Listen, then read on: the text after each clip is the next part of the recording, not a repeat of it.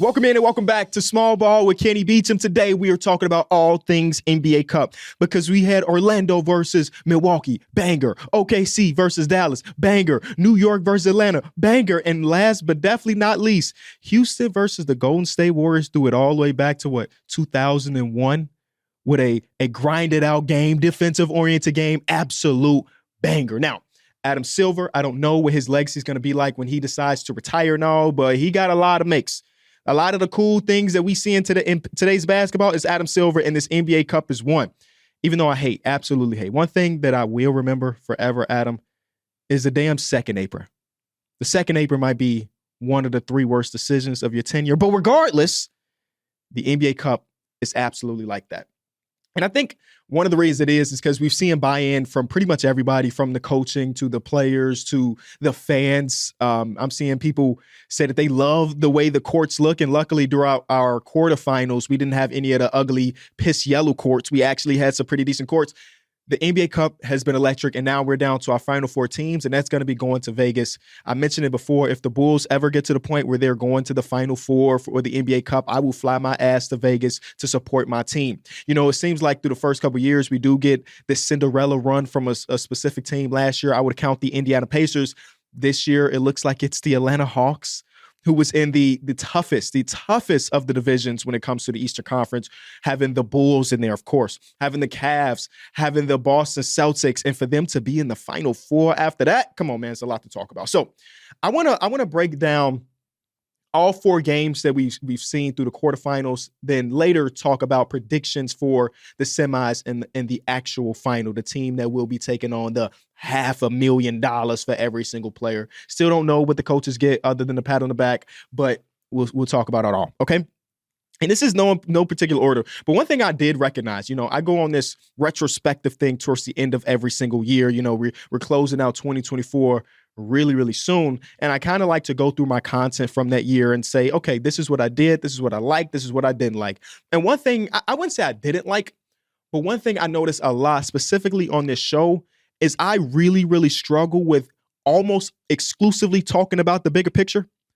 Kind of get rid of the notes that I take on the nightly basis when I watch these games and then come into this podcast and say, hey, this team looks like this, and I wonder if it translates to later. And a lot of times, whether it translates is not really important. So I'm going to be talking about not the bigger picture, even though it is cool to look at OKC versus Dallas and be like, oh, these are my top two teams in the Western Conference. Ooh, I want to see this as a playoff series, but instead kind of break it down for what it was, which is a one-game series, and talk about it. So I don't know if y'all remember, there was this little podcast about earlier in this year called Mind the Game podcast. Y'all know who's in that? Maybe the greatest player of all time, LeBron James, and now new NBA coach JJ Redick had a show. And one of the first episodes, they talked about blitzing players. And in that, I vividly remember them talking about Luka Doncic being the most blitzed player in the league by far, where he was number one, and the number two guy at that time was Kay Cunningham. Luka was blitzed twice as many times as Kay Cunningham, who was sitting in the number two spot. And that's pretty much has been the recipe for a Luka Doncic team, right? And OKC did that a ton in this game. The final score was 118-104 for the people that missed it. And they blitzed so very heavily. And it makes sense, right? Luka Doncic in itself is one of the best offensive engines in all of basketball, if not the best offensive engine outside of Jokic. So a lot of teams have opted to play 4-on-3 defensively because they would rather send two at the ball and Luka and make the other things happen. And when they did that, it generated a ton of corner three-pointers. And that was one of the things that the Dallas Mavericks did great last season. They generated the most three-pointers from the corners of anybody in basketball. This year, it's a lot less than that. And in this game, the Dallas Mavericks had a season high in three-point attempts from the corner, which I think the number was 17. So that was the exact game plan from the OKC Thunder. We're going to throw two at the ball on a blitz and let the rest beat us. And it worked out very well. And one of the reasons it did is because the Boston Celtics and the OKC Thunder are maybe the only two teams that I feel like have the personnel at the point of attack defense to get away with doing something like this. Because Luka Doncic saw a gauntlet of great defensive players. Cason Wallace, Alex Caruso, J-Dub, and Lou Dort. There's not going to be a lot of teams that can put together this great of a defensive-oriented regarding the lead ball handler. And again, the Boston Celtics did this well in the finals as well, where it was Derek White, it was Drew Holiday, It eventually ended up being a ton of Jaylen Brown, but they were able to throw so many different options at Luka Doncic. And Luka Doncic is one of the smartest players in basketball where, you can't throw the same thing at him twice because he's going to generate a good open look. Where in this game, they held Luka Doncic to one field goal through the first 2.5 quarters, which is absolutely insane. OKC's personnel is just a lot. And, we saw this in the playoffs of last year when they played against each other. And the two main things for the OKC Thunder that really let them down is the three-point shooting and the rebounding. And both of those things I can say have been fixed, I guess, because Isaiah Hartenstein, listen, on the grand scheme, the OKC Thunder are still one of the worst defensive rebounding teams in basketball, but I think that number is kind of skewed because they went through a 2.5-week stretch where they didn't have any center at all, where J-Dub was holding it down from the 5 position. But in the times that they've had Isaiah Hartenstein or the times they did have Chet Holmgren, the rebounding problem had, figured itself out. When Hartenstein is on the court, OKC is now an above-average defensive rebounding team, ranking in the 67th percentile. See, nobody needs them to go out there and be the best rebounding team of all time, but as long as they weren't giving up second and third chance opportunities, they have the recipe to be maybe the NBA champion. And in this one, we saw a ton of offensive rebounds from the OKC Thunder, and a lot of them came when they were running that small ball lineup. I remember one possession specifically where they got 2 offensive boards where it was Cason Wallace really hustling, or the one play at the end of the half where Alex Caruso got the loose ball and kicked it out and it led to a 3. Those are the type of things OKC really can do and will do. But one thing I did notice when watching this game, and one of the first thing that is in my notes from my recap of this is I cannot express how much the Dallas Mavericks missed PJ Washington in this game. PJ was a late scratch with an illness. According to a lot of teams, the bubonic plague is going across the association where every single team has so many people questionable, then out for sickness. It started with, I guess, Joel Embiid, who gave it to Jimmy Butler, who gave it to this dude. There's a whole mapping of it all on Reddit if you want to go see it. It's actually insane that somebody took the time to figure it out. But everybody in the league right now is sick, and PJ was a late scratch. And it sucks because this is a win-and-go-home game, and I would love to see both of these teams near full strength as possible. Of course, there's no Chet Holmgren, but as full strength as possible, because I had to go back to my notes from earlier in the year because this is not the first time these two teams has faced off this season. And in their first games, I went through my notes. PJ Washington in that first appearance had 27 points and 10 rebounds. And one thing that really stood out in that game is PJ's defense on Shai Gilgeous-Alexander. Now, one thing when you do not have PJ Washington is when you're going against these teams like the John Morants of the world, the Shai Gilgeous-Alexanders of the world, or the other great ball handlers across basketball, the Dallas Mavericks just don't have a ton of options outside of PJ. Najee Marshall, who's a really good defender and also had a really good game in this one, he's still just not enough. And in that game from a few weeks ago, halfway through the third quarter, you did see PJ Washington get switched on to Shai Gilgeous-Alexander and did a damn good job. I think Shai only scored 1 basket for the rest of the game after you saw him being guarded by a plethora of other people through the first 3.5 quarters where he was dogging. And then when PJ got on him, it really stopped him. And they played a ton of drop coverage in this game specifically, the NBA Cup game. And when I went back through my notes, that wasn't necessarily the case a few weeks back when they played against Shai Gilgeous-Alexander and the OKC Thunder, where they were actually blitzing Shai quite a bit, getting that ball out of his hands. And one thing you're going to notice about Shai when you see him play, if you're running drop, you're dead. You're dead. He's one of those players, and we don't get a ton of players like this throughout history, where every shot that he takes is a good shot. I feel like right now in basketball, we have Jokic that does that. It's a lot of the bigger guys in basketball, let's be honest, because those guys are closer to the basket. Where Shai, if you're playing drop coverage, he's one of the best mid-range assassins across basketball, so he's just going to make the shot. And even when he misses, it's not because it was a bad look. It's just one of the things that makes him one of the best players in basketball. And for him to be able to have possessions at a time where he's just off ball and letting other people cook, it's some pretty special stuff. So the Mavericks definitely missed PJ Washington in this one. If there was any silver lining to them not getting that free $100K that you get from advancing to Vegas, is that you saw guys like Omax Prosper give them really big minutes. I was kind of surprised there. Najee Marshall, give them really good big minutes, and that's not a surprise. He's been doing that all season long. And I'm liking a lot of the stuff that the Dallas Mavericks have done over the last couple of weeks. I do believe that in this game specifically, again, trying to get away from the big picture ideas, but in this game specifically, Coach Mark Daigneault, he outcoached Jason Kidd because he did end up changing things throughout the game, where I was really surprised to see, again, no blitz for Shai Gilgeous-Alexander, or super surprised to see, he went with the same Spencer Dinwiddie. They're blitzing Shai Gilgeous-Alexander. Spencer Dinwiddie, we need you as a secondary playmaker when we do this 4-on-3 offensive thing. I really thought that Mark just had all of the pieces. And a lot of this is mostly like talent-based. I mean, OKC is one of the two most talented teams in basketball, but they do have this guy at the front of it with Coach Mark that can really put together this great, great scheme. And to watch them do this, to see Alex Caruso come around and hit a couple shots after he's really been struggling offensively this season was pretty cool. His play, I mentioned it already at the end of the half, was really this tone setter. And I mentioned Isaiah Hartenstein earlier.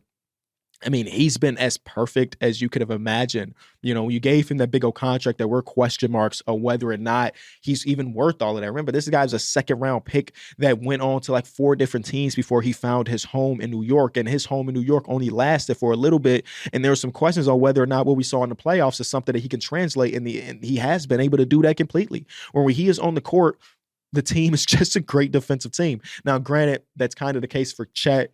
That even was the case when it was J-Dub at the 5, but the fact that we are able to tack on a 13 rebound or performance for Isaiah Hartenstein is really special. I do also love that even though this is a winner-go-home scenario, Coach Mark is still trying to develop talent throughout the game, where a guy like A.J. Mitchell, who's a real rotational player for them, ends up getting minutes over a guy like Aaron Wiggins, who we know is safe basketball, where he's like, this guy is a rookie and maybe the highest stakes game of the season for us. We want him to go out there and score. We need him to go out there and play, and he did. He played 10 minutes. I thought this was going to be a good Klay Thompson game, and it did end up happening earlier in the game. He ended up with 19 points, but I thought defensively he was just overtasked in those possessions where he was supposed to be guarding Shai, and they almost completely eliminated the bread and butter for Luka Doncic, and that is the lob threat. Derek Lively, 5 points. Daniel Gafford, 9 points. And a lot of those was just them completely getting rid of the thing that killed them in the postseason. I think this is a budding rivalry across basketball. At least I'm praying, because we're getting 2 of the top, 5, 6 players in basketball. I don't know where you got these players ranked. And their primes, their young primes, early primes, going against each other. And I'm praying that we get another series of this for years and years to come. I do know that we did end up having a little stretch from Kyrie Irving where he hit, 3 straight threes or 2 straight threes and then a layup. But other than that, he was kind of non-existent. Again, Luka Doncic ended up with 16, 11, and 5. A lot of those happened where it's kind of already too late, and you did see that the Dallas Mavericks going on this mini run, but then you saw Shai and company come out and just ice it and all. Shout out to OKC. We're going to talk about it a little bit later. They are like the heavy favorite to win this whole damn thing. Let's go to the other game from 2 nights ago. The Orlando Magic and the Milwaukee Bucks. The Bucks win 114-109, a game that the Milwaukee Bucks were 8.5-point favorite. And a lot of that has to do, of course, with no Franz Wagner and no Paolo Banchero. And they've only played one game before this without them, and they ended up winning that game, which is pretty dope. It feels like they keep having people step up to the plate and hitting home run after home run. And in this game, it kind of was that for our guy, Jalen Suggs. Man, Jalen Suggs is one of my favorite players coming out of the draft, and mostly because, and this is how little I watched college basketball a few years back. I watched, of course, the tourney, right? Jalen Suggs ended up hitting a big old shot for Gonzaga. He jumped on the scorer's table. It was a great, great moment, great college basketball moment. But other than that, I didn't really know much about Jalen Suggs. And then I was hired to do this shoot with Chipotle that season, where they flew me out to California to meet a bunch of people from this draft class. And the one thing they didn't tell me was the players that they had. They didn't know what players that they had. So, I didn't know when I walked into that Chipotle, I didn't know who I was going to be interviewing. And that was nerve-wracking for me, because if you've seen any of my interviews in the past, I try to get down to the littlest detail. I want to know every single fact about a person's life before I interview them. I definitely didn't want to go in completely blind.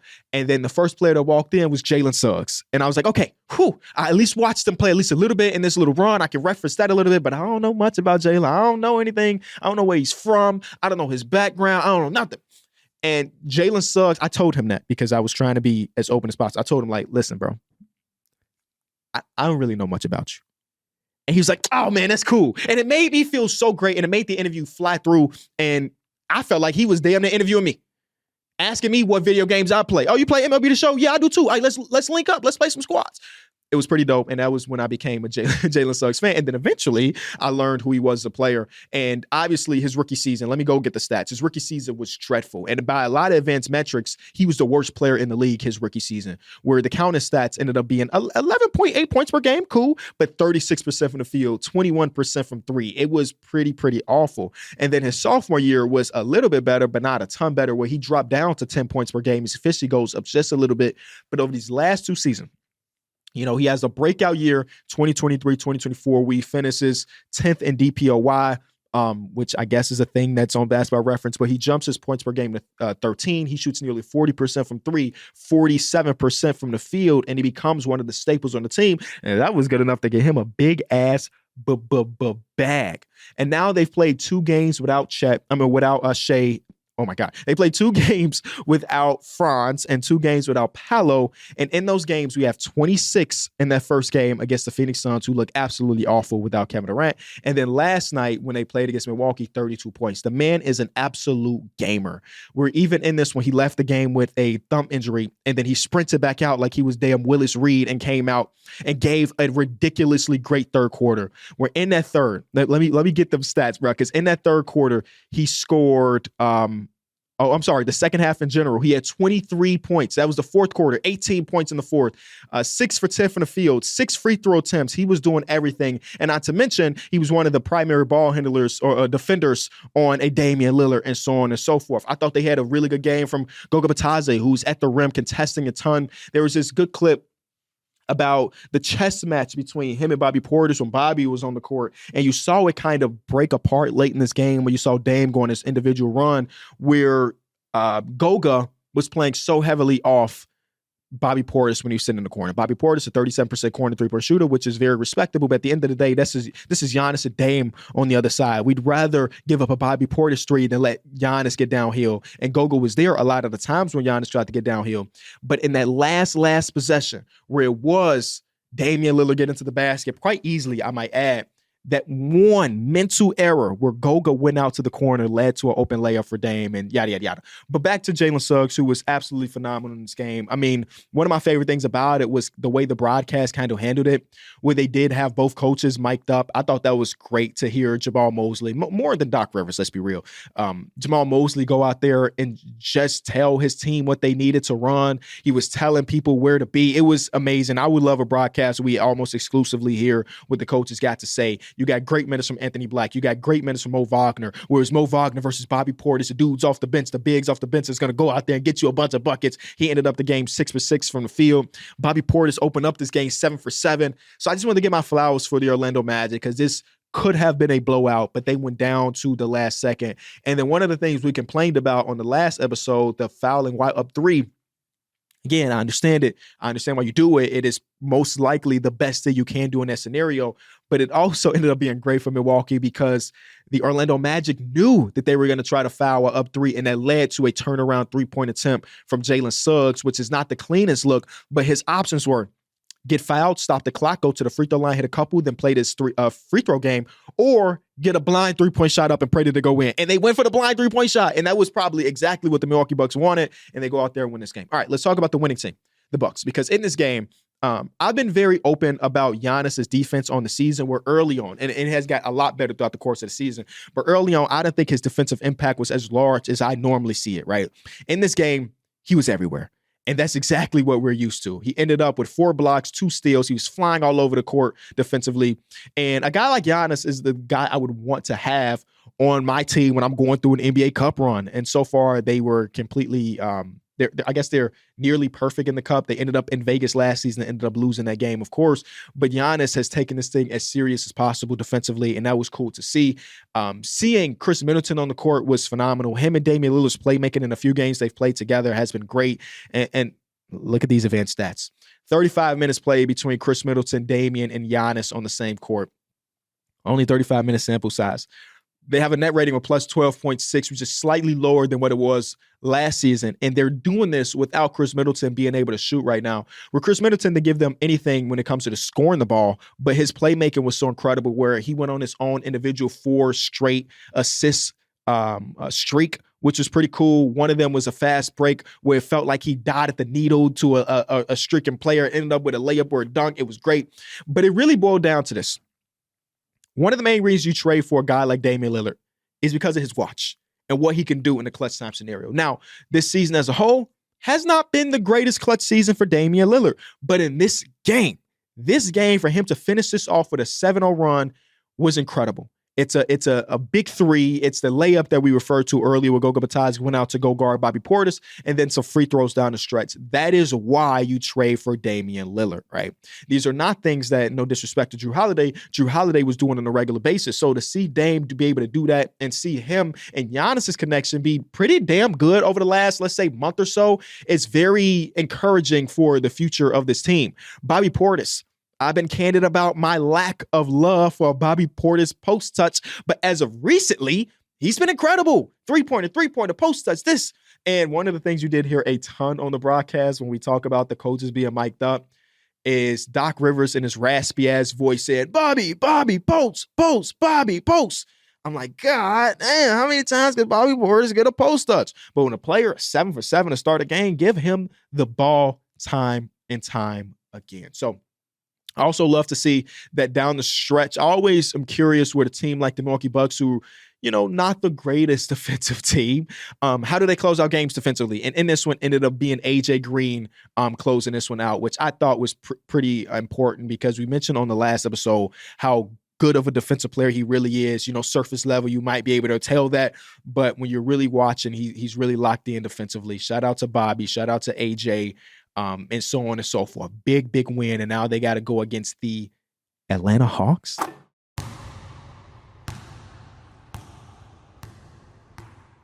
The Atlanta Hawks? This was another great game. Like, listen, I'm a sucker for the NBA. You know this. That's why I've been doing this for as long as it could be even like the OKC versus Dallas game was mostly a blowout. They had a little run there, Dallas did, where they made it somewhat interesting. They cut the lead down to 8. But they weren't really in the game. Every single one of these were a banger to me. Do I have a problem? Maybe I do. But Atlanta versus New York. Trae Young, king of New York. Listen, you tweet that, right? You put that out there. Trae Young, king of New York. And everybody going to say, well, Trae Young is 7-15 against the Hawks, so could he really be the king of New York? This is what I have to say. The villain doesn't have to win every single battle. But the battles that you remember the most is when the villain wins. Thanos snapped those fingers. You remember that? You remember that, don't you? You know what I'm saying? Like, he eventually lost the battle. But damn, he put up a real good fight. When he snapped those fingers, that's all you can remember when you think about that version of the MCU that's no longer there. I get well soon MCU. But like, the villain doesn't have to win every single bout. Because when they do win, the few times they win, it's going to hurt like hell. And when he was sitting there shooting dice, he was shooting dice at Madison Square Garden, boy. I'm surprised nobody didn't knock his head off. Now, Jalen Brunson after the game said, hey, if we didn't want him to do that, we got to win that game, which is the respectable answer. But I know Latrell Sprewell was sitting courtside like Charles Oakley sitting courtside like, y'all going to let him do that on our court? They did because he put together a masterclass. I was trying to figure out who was the least efficient scorer to ever be named an All-Star. Because Trae Young is going to be that because so far this year, Trae Young is not having a great scoring season, but he is still one of the best offenses of basketball. He's 21 points per game. He's 38% from the field. He's 30% from 3. His effective field goal percentage is 46.1. Like, he's struggling to really score that ball. But because he is so much of a threat, the team is able to do some things. Now, early in this game, I thought it was very interesting where in the first half, they were basically saying, Trae Young, you beat us. We know what you could do when you pass the ball. You're leading the league in assists. Right now, you're averaging on the season 12.2 assists, which is a crazy, crazy number. But we want you to beat us. And because of that, he struggled offensively. They struggled offensively because their bread and butter is letting Trae Young get into his high pick and roll, and you give it to Clint, you give it to Jalen Johnson. Maybe they do some secondary playmaking, so on and so forth. But that pick and roll is a staple. And one of the reasons it is a staple because you're trying to stay home, you want to go out and help on the Trae Young pick and roll. But in this one, Tom Thibodeau and company, they stay home. One of the main stories about the New York Knicks this entire season is the screen navigation and so on and so forth from Mikal Bridges. There were a lot of possessions where he looked awful there, but for the most part, I thought they did a pretty good job containing Trae Young in that first half. And then the second half came around, and he started to really pick things apart. And it really changed. He had back-to-back three-pointers in the third quarter. And then it really, really shifted to like, okay, if he's going to get it going, we got to go back to a normal defensive scheme where we have to go out and help on him. And that led to Jalen Johnson having a great third quarter. It led to Dyson Daniels getting a tip-in free throw layup. It was ridiculous, a ridiculous run for the Atlanta Hawks in that third quarter. And I said it before, after being wrong about it early in the season, this Hawks team is better than what their records say. They have wins, 2 wins against the Cavs. They have a win against the Boston Celtics. Now I got a win against the Knicks. Like, yes, they lost to the Wizards twice, but this team is way, way better than their record shows. And I think if you've been really locked in, you kind of see that because the defensive tenacity that they play with is otherworldly as well. Where you think about a Trae Young-led team, historically, this team is going to be great offensively. Trae Young has been the offensive engine to 5 top 10 offenses in his career, and never did the defense really translate. This version of them is a defensive-oriented team. And I think one of the things they do absolutely well is hiding Trae Young. Trae Young has taken so many steps and so many leaps defensively. But at the end of the day, when you look at their lineups, he is objectively the worst defensive player on the court for them. And when you are the worst defensive player, you're going to get targeted. We saw it for a long time with Steph Curry. Steph Curry was never a bad defender, but because he was playing with Draymond, Klay Thompson, Kevin Durant, Iggy, and all these other guys, he was the worst defensive player on the court, so he was going to be targeted. One thing they've done so very well is hiding Trae Young. I don't remember a single time where and maybe I should go back and rewatch this footage because this did just happen less than about 12 hours ago. I don't remember Trae Young getting put in actions very often in this game. And that is a testament to Dyson Daniels, a testament to Jalen Johnson, to Vic Reggie, to DeAndre Hunter, to Zachary Richase, to Clint Capella, even to Onyeka Okongwu, who defensively ain't been great this season. All of those guys do everything they can to fight, and make things so much more murky where what you want to do offensively is not going to really wrap up. I thought that Jalen Brunson was too unselfish in this one. A lot of that has to do with Dyson Daniels' great defensive impact. But I've also seen this a few different times for the Knicks throughout this season where you do see Jalen Brunson trying to figure out, am I the playmaker or am I the scorer? Where last season, he was everything. You know, when you have this added talent, you're really trying to figure out where you sit. And we all know he is the guy, but sometimes he forgets that. And I felt like that was a case last night. One of the things that I keep seeing time and time again for the Knicks is they're losing games to last year's version of them. Right? The Atlanta Hawks did not shoot well this game. This is a poor shooting night, but they made up with it with offensive rebounding. That was the Knicks recipe last season. This is a poor shooting game for them, but they made up for it with great hustle. That was the Knicks recipe last year. This is a poor shooting night, but they made up for it with great defense. That was the Knicks recipe last year and the year before that. That is not the case anymore. Where now, if the Knicks offense is not the best in the league, which it has been for the majority of the season, when they have this game where their shots are not falling, or they can't create what they want to create, they don't know how to win basketball games.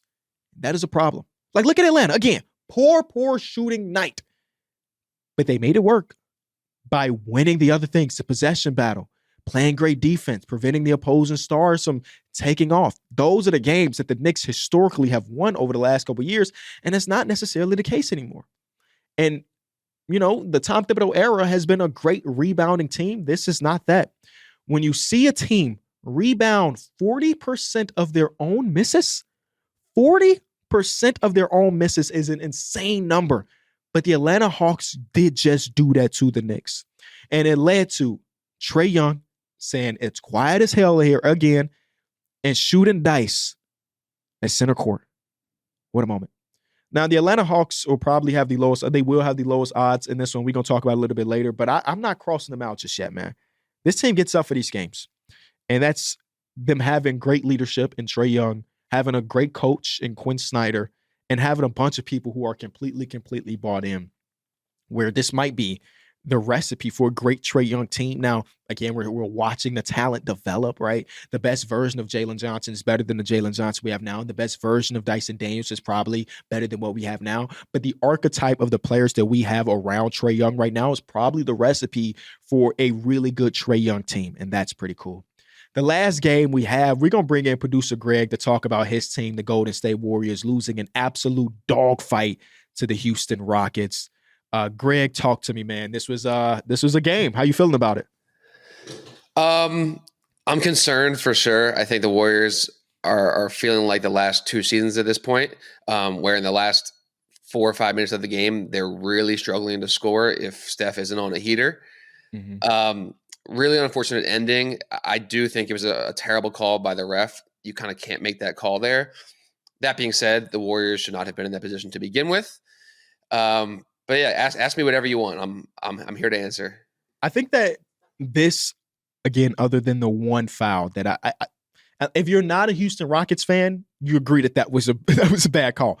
But I thought the officiating was pretty dope in this one, where they let the boys play, and that was one of the coolest things, because when you have two teams that are top five in defenses go at it, I kind of want to see why they're top five in defense, and you saw that on both sides. So for it to end like that does kind of suck. But I agree that this is not one of the games that the Warriors should have played this bad in. I mean, I know it's more of a showcase thing, and Kuminga ended up having a good statistical game where it was 20.7 rebound game. But I'm just not a huge fan of when he's starting versus he's coming off the bench. I thought Draymond defensively down the stretch was incredible. He did have way too many turnovers. He had 3 turnovers to start the game off back-to-back possessions. And then he had the 1 turnover late in the game where he tried to find Jonathan Kuminga on like a V cut to the basket that sailed out of bounds. But one of the times I thought that Steve Kerr lost this game for the Warriors was he subbed in Kevon Looney with a little bit less than a minute left. And when he did that, it pulled Draymond Green away from Alperen Sengun, and it put Kevon Looney on him. And it put Draymond Green, who again was having one of the greatest individual defensive games, in the corner to guard Jabari Smith Jr. on a play where he was not a part of it, and it led to an Alperen Sengun easy layup. Now, part of that is because they probably didn't want to give up threes, but I hate the idea of subbing in the guy that's been playing great defense on a specific player for somebody else, and then we saw it end up leading to an Alperen Sengun bucket. It was such a quick bucket. I mean, it was like one quick shimmy move layup. And to your point, it was a strange decision because Draymond had been really locking him up for the previous few minutes. Yeah, and it's unfortunate. I mean, I could have saw that happening, but again, we're talking it with hindsight, right? There's a world where Kevon Looney does get the stop, and none of it really matters because the previous possession before that, they gave up 2 offensive boards in that one play. So you understand, like, okay, Kevon Looney, we need you to go clean the glass for us, change this game a little bit. But it probably was just the wrong move to put Kevon on Sengun. I mean, Jabari is a standstill scorer at this point in his career, where like you kind of feel okay with if it was Kevon Looney guarding him in the corner there, because it's not like Jabari's going to be like this tap, let me get to the basket guy. He's mostly a catch-and-shoot player at this point, and it allows Draymond to stay on Alp. Now, Alp had a phenomenal game as well. Again, we talked about Draymond Green's defense, but Sengun ended up with 26 and 11 with 5 assists as well, and was the offensive engine. Like, one of the main concerns I've had about the Rockets and their great start this season is their clutch offense, because it does get kind of stagnant, like most teams, I guess, but it does result to Sengun, please save us. And sometimes he does a phenomenal job in that, and sometimes he just doesn't. Yeah, it was this for the Warriors. It was a series of just bad events to end the game. I think it started with Podziemski going under the screen on Fred VanVleet, who then hits a 3 to cut it from 6-3. You have Kerr's sub, like you just mentioned. Well, let's get to Steph's shot in a second, but first, Gary Payton could have called a timeout in that last play when he had the ball. Like, it was just a series of things. I mean, obviously it was back-to-back shot clock violations followed by Draymond's errant pass to Kuminga. So it was just, there was lots of moments that led to that last foul where they could have easily won this game. But what did you think of Steph's shot, given the time and score? So clutch-wise this season, he's been phenomenal. Like, when you look at the stats, he's shooting like his effective field goal percentage is like 70-something% in the clutch. He's been crazy. Because it is Steph Curry, like, and he's a one-of-one type of talent, it's just one of those things where I can't question it too much. Obviously, that's a shot that we've seen him make a million times in his career. I was ready for this. What'd you say? I was ready for the night. Yeah, right, exactly. But because he missed it, it becomes a topic of conversation. Like, could have been a better shot, 1,000%. But if there's any person in the world that I'm okay with taking a shot, it is Steph Curry. So, and then you also get the possession where you do have the ball sideline out of bounds. This is the last play of the game where they pretty much deny to Steph Curry, and he ends up giving it up to Pods. I have to rewatch that possession a few different times to figure out what was the action they were going for. I mean, obviously you want the ball in Steph Curry's hands, but whatever they didn't free him up enough where he could even get a shot. And then, of course, Pods ends up getting a shot blocked. But I think that was Jabari to close out the game. Yeah, watching that timeout call after Jalen Green had made the 2 foul shots, if they showed the entire Warriors bench during that timeout, and none of them looked particularly locked into that last play. It was almost like they were still very angry about the foul call and almost were like, this is over. I mean, I'm just reading into their body language, which isn't the best analysis, but it didn't feel like they were like, all right, let's get this last shot off and let's win this game. And the last play almost looked like they looked like that. I can feel that. But to your point, I actually didn't mind that Steph 3 in that time. They didn't get off a shot basically the 3 previous possessions. Yes, if he held it to the end of the shot clock, the Rockets would have only had 3-ish seconds left, but the Rockets would have called a timeout and would have had a last shot to win the game essentially. And Steph has hit that shot time and time again. So again, hindsight 2020, but if Steph hits that shot, they're going to Vegas. Right. As I think he said that in post game as well. So I didn't mind it. But overall, it was just another sign that this team isn't currently constructed to go deep in the playoffs and they need to make a move. I don't know where you stand on what that would look like, but I'm of the mind that you do it sooner rather than later because this season could spiral if they don't get it together. Yeah, I completely agree. I just don't know exactly who it is and for what. And it's time for Mike Dunleavy Jr. to pick up the phones and start calling because the whole kumbaya, we got such a deep team, a 13-man rotation is over. Even in this one, y'all ran I'm looking at a 11-man rotation, which is not as bad as the 13, but you do get some Kyle Anderson minutes in there. I would play him more, by the way. I think you got to play slow-mo more. I think so too, but they also got Pat Spencer minutes, who did score and got 2 assists. So I'm not crapping on Pat Spencer, even though he's wearing the number 61. Is he? I think he might be the first player in history to wear the number 61. It's a horrible number. It might be the worst number in the league. Hold on. Is he the only player in history? Nope. It's 2 guys that played for the Cincinnati Royals in the 60s that wore the number 61. But in the modern era, Pat Spencer is the only player. It's nasty. It's nasty. And the only thing I'll say about Kyle Anderson is they are searching for ball handlers, especially at the end of the game. It kind of has to be right now. It's like Steph and sometimes Draymond. Pods is a little shaky, but they don't really have a really solid backup point guard.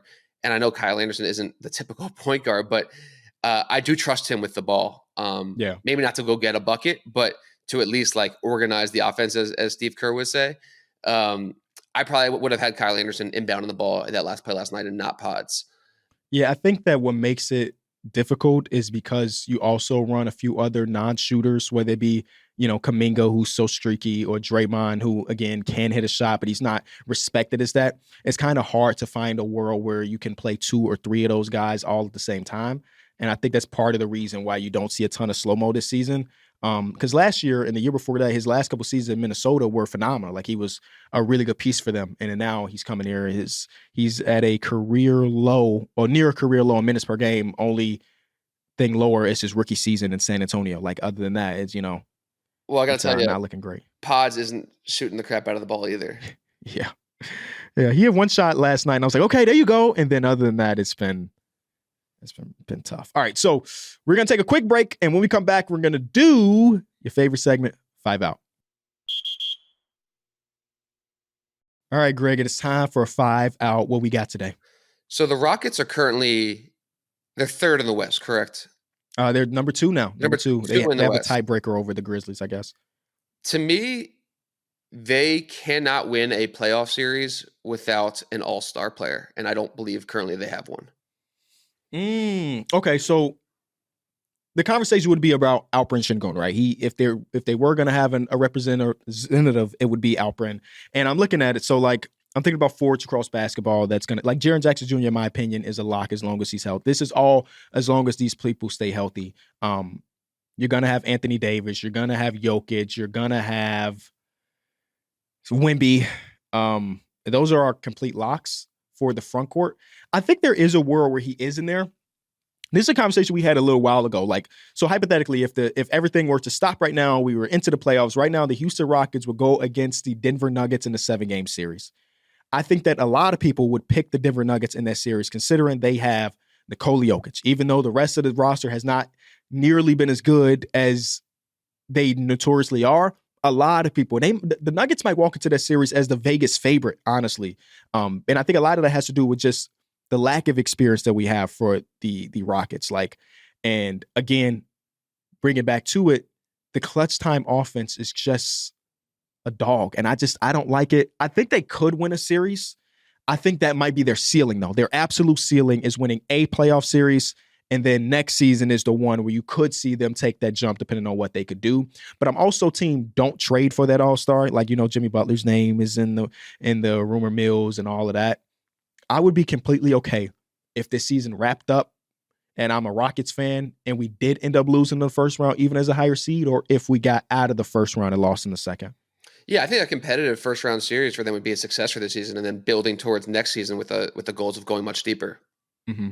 Yeah, I mean, they just, in my opinion, they just have a little bit too much youth that they really, really rely on. And that notoriously is not a great recipe to win unless one of those super youthful players is an MVP candidate like Shea.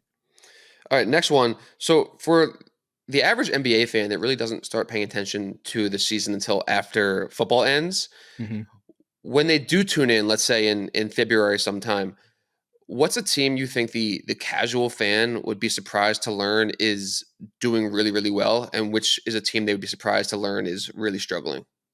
I think the one that they'd be surprised is struggling would be, again, the Nuggets. They're 2 games over 500, which is just worse than what the casual fan is used to, where this team has been a top 3 seed over the last couple of years.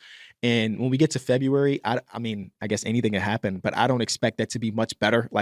I see this team teetering around 500 for some time. And if it's not teetering around 500, maybe it's a couple games over.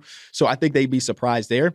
And I think the biggest surprise would be the Rockets, considering they missed the playoffs and play-in completely last season. So to see them this high would be a surprise. I don't know if they stay number 2 when we get to February, but the fact that they are avoiding the play-in, where in my mind, I thought that part of their ceiling was like the 7th seed, like we're competing to be in the playoffs, where as of today, like they are, 3.5 games. It's not like the Western Conference is so ridiculous. 3.5 games above the play-in at this moment in time.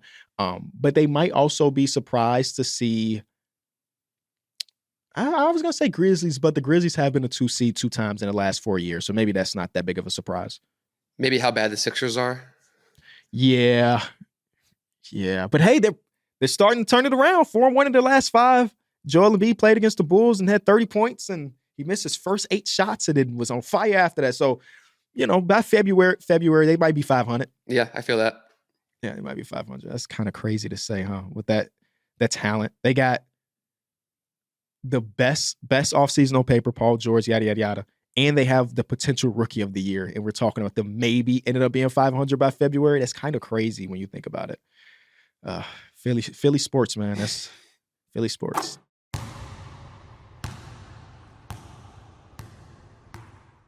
So we've talked about the games that have already happened, but now it is time to make some predictions. I want y'all to go over to FanDuel Sportsbook and look at these odds, man. As of right now, the OKC Thunder are the favorite to win the NBA Cup, plus 115. Then you have the Milwaukee Bucks at plus 270, the Houston Rockets at plus 400, and the Atlanta Hawks at plus 550.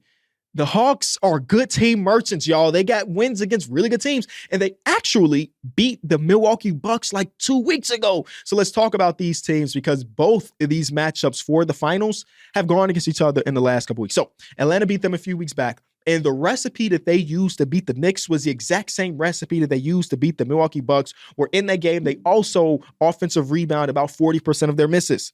The Milwaukee Bucks are not a great rebounding team. It's just not the case, specifically when it is Bobby Portis on the court instead of Brook Lopez. They're giving up I want to say 4 to 5% more offensive rebounds, which maybe doesn't sound like a ton, but it is a ton, because Brook Lopez is on the exact opposite side of the spectrum when he is on the court. Even though he doesn't rebound the ball well, they give up like 6% less offensive rebounds. Anyway, that hard-nosed defensive identity that the Atlanta Hawks are developing is one of the reasons why they were able to beat the Milwaukee Bucks a few weeks back. Now, the stakes are different, right? This is a win or go home scenario in Vegas. They flew all the way here from cold-ass Milwaukee to be here. I don't know if it's going to end up that same exact way.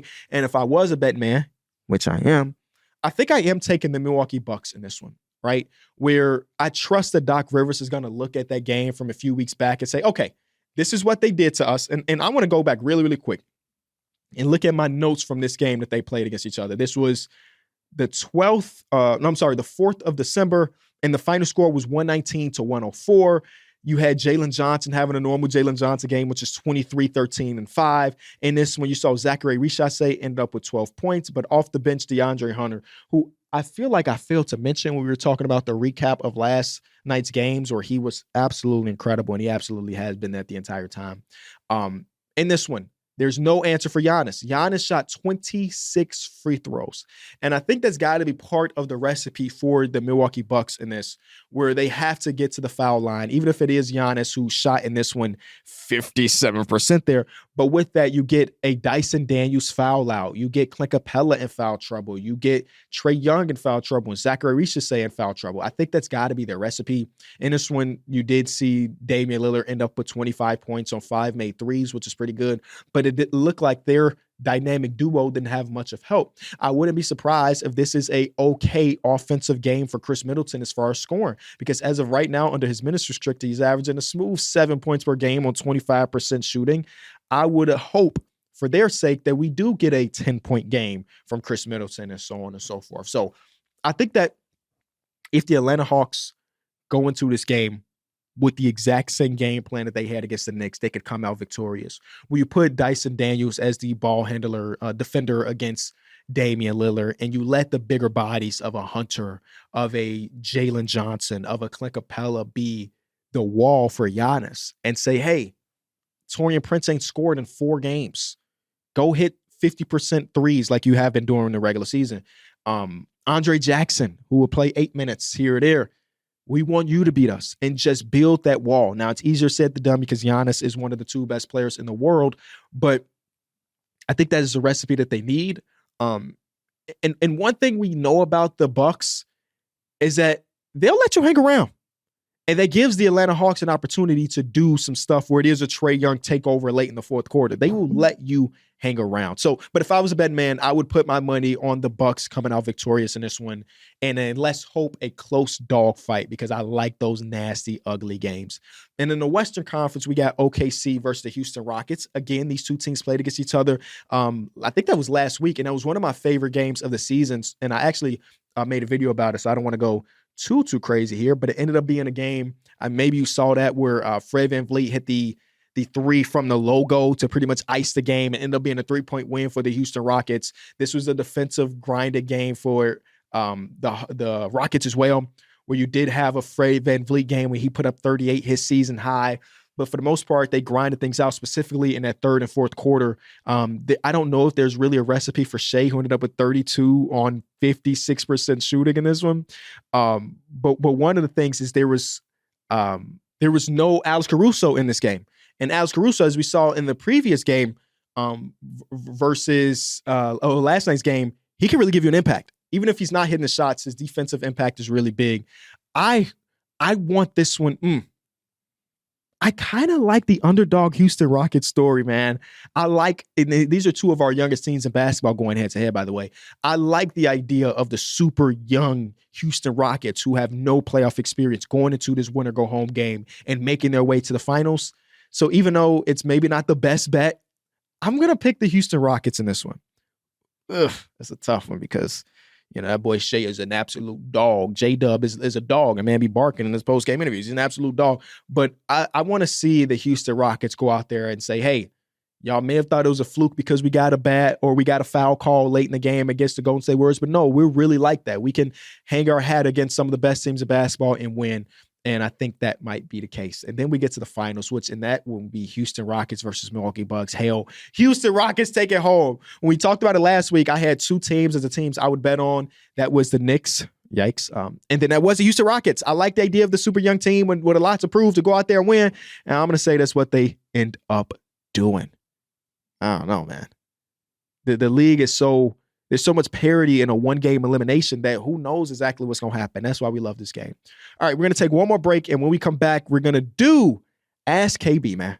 Make your first NBA bet a bucket with FanDuel, America's #1 sportsbook. So check this out. Right now, new customers can bet $5 and get $150 in bonus bets if that first bet wins. But FanDuel wants everyone to enjoy NBA hoops this season. That's why they're giving existing customers and new customers 3 months of NBA League Pass. For new and existing users, all you have to do to catch every tip-off and every buzzer beater is play any $5 bet on the NBA. You definitely don't want to miss out on LaMelo's dimes or Paolo Banchero's dominance. Let FanDuel know that we sent you by scanning the QR code on your screen or visiting FanDuel.com/Kenny and place any $5 bet on the NBA and get 3 months of League Pass. Make every moment more with FanDuel, the official sportsbook partner of the NBA. Now it's time for Ask KB. All you need to do is go over to Instagram. The @ is @enjoy_smallball and hit us with a message. I saw the Instagram was down, earlier, and people saying that we did it. Y'all flooded the inbox way too much. The Instagram went down. Was the first question. Hey, Kenny, my question for you today is, when do you think a team like the Jazz would be able to compete again? I'm a bit biased as a Jazz fan in, say, a couple years, but I wonder what your thoughts are and where you think their trajectory is on their rebuild and how long you think it would be for them to be a contender again. I'm sorry, brother. I'm sorry. You said a couple years. I think you're being really generous and maybe yet, like you said, a little bit biased.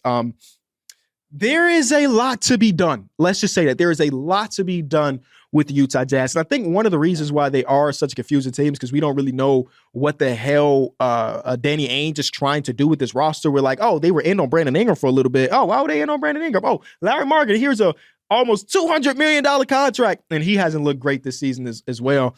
I think this year is going to be a huge one for y'all because the last couple seasons, y'all started off very, very hot where you were nearly a 500 team through the first couple months. And that prevented y'all from really being out there and drafting higher. Like you get Keontae George, who was a good pickup, but I don't know exactly what his ceiling is just yet. Even Cody Williams from this year, like y'all drafted relatively late in the lottery. With this year, where y'all being god-ass awful, you have a real opportunity to change the trajectory of your rebuild because as of right now, it's so bad, bro. As of right now, y'all are awful. How about that? I ain't got to give you the stats. You are the third worst team in basketball, and that's okay. If you hit on this draft pick, I think it changes a ton. If you win the lottery and it is Cooper, or you're in the top 3 and you get a Dylan Harper, or you get, as of right now, I'm not huge on Ace Bailey. I still got to watch a little more film, but you get one of those guys, it really shifts the dynamic of this team. Because I personally, as a neutral fan and a casual watcher of the Utah Jazz, I don't see that 1A or that secondary option developing right now. Keontae, shout out to my guy. Maybe he ends up being that. And I think you need that when we talk about, you mentioned competing again. You mentioned competing for a championship. That's quite a bit of ways, and you don't really do that until you get your 1A. And I think this draft class could be the one where you can get that. Hello, Contrell. How you doing, man? Hope all is well. Big fan since 2019. Anywho, so I watch a lot of former NBA players' podcasts and a lot of people who are just nerds and love basketball like yourself podcast. And my question is for you is, why do you think former NBA players' views and opinions on the game are so different from people who didn't play in the NBA? Because as I watch both podcasts, I just noticed how different former NBA players' opinions are from people who didn't play in the NBA. And I was just wondering, what's your take on that? He surprised me with the full government. He hit me with a Kentrell. I didn't expect the Kentrell to come out. That was a surprising thing. That's a really good question, man. Because I think there's different types of former NBA player podcasts, right? It is the old head screams at cloud, and then there are the other ones like a Kevin Garnett's podcast, who's like he's got the utmost respect for like this young up and coming talent. I think the disconnect is a lot of the times. Listen, okay. When you do something at the highest level, and that's what the NBA is, it is the highest level of basketball you can really play. When you're that successful, and a lot of the podcasts you're referring to are from players that you want to hear from, which means that they probably had really good careers. The KGs, even though Gilbert Arenas didn't play that long, but he was an All-NBA player 3 fucking years. Like they were at the peak. And when you are that good at something for that long, it's a lot of things that you can't tell them, right? The best baker in the world, it doesn't really give a damn about me, a novice who's never baked before. They don't care about what I have to say. So their perspective on it is from the perspective of, I have been in this guy's shoes before and I know what he is thinking. Now, because of that, I think that you do get some cockiness from both sides, really, but from the former player, because they've been there before and they may not study it as much as me, who's has zero NBA experience, zero college basketball experience. Like, I think our perspectives have to be different, because my opinion is only valid based on the amount of time that I've put into watching it. Their opinion is valid based on the amount of time they put in playing it. And I think that's where the disconnect could really come in, where a lot of the former players, they just have a different perspective on, let's say, advanced analytics. Again, if they are a former player podcast, most of that means that they probably played in the early 2000s or maybe late 90s. And because of that, analytics did not exist. Where me, as a 28-year-old NBA fan, analytics is kind of important to what I end up doing. You know what I'm saying? So I respect like both. I think both are needed in media. The fucking NBA nerd that could tell you the offensive rating of Dyson Daniels, DeAndre Hunter, and Jalen Johnson on the court together, which is 113.2, by the way. That you need that, but you also need that boy nice, and this is why he's nice. You feel me? So I respect a lot of those dudes, man. I don't get around to listening to a ton of former player podcasts or even current player podcasts, but when I do see clips, I'm usually tapped in to at least to hear what those people have to say for that 2 to 3 minute segment.